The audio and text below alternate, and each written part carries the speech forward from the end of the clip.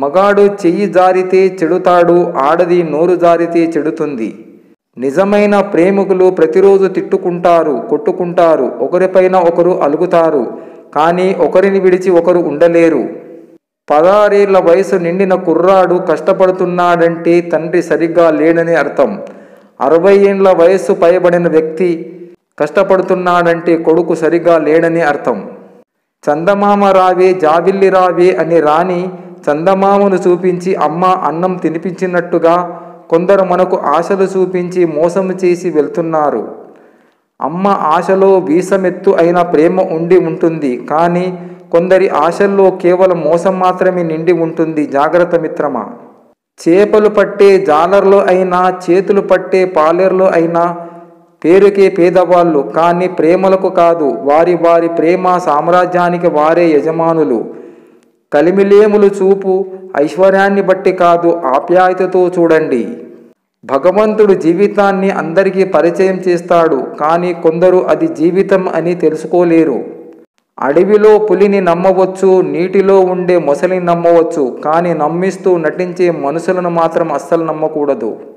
ఆడపిల్ల జీవితంలో ఏ తప్పు చేసినా శిక్ష కొంతకాలమే ఉంటుంది, కానీ ఒక మూర్ఖుడిని పెళ్లి చేసుకుంటే మాత్రం జీవితాంతం శిక్ష అనుభవిస్తుంది.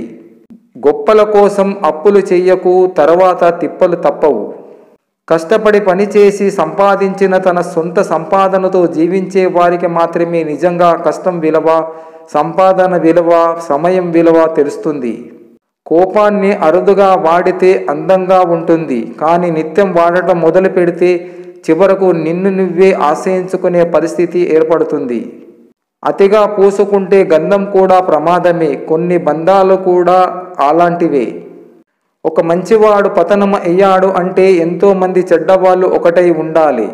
అవసరాన్ని బట్టి భజన, అవకాశాన్ని బట్టి దెబ్బ కొట్టేవారు మన చుట్టూ బోలెడు మంది ఉన్నారు.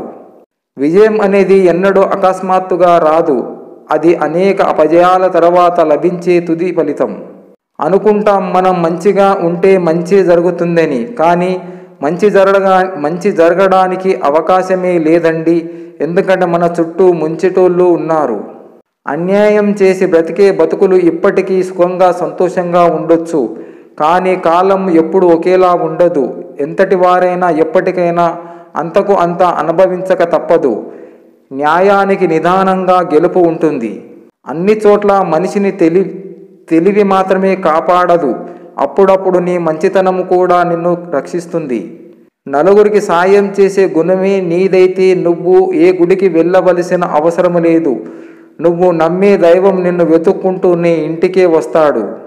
జీవితంలో విచిత్రం ఏమిటంటే మన అనుకునే వాళ్ళు మనల్ని పలకరించడానికి పక్క వీధిలో ఉన్న సమయం ఉండదు, కానీ మనం లేమని తెలిసిన తర్వాత ఎంత దూరంలో ఉన్నా మన అంతిమయాత్రని జరపడానికి పరిగెత్తుకుని వస్తారు. మనిషి బతికి ఉన్నప్పుడు లేని ప్రేమ లేనప్పుడు ఎందుకు?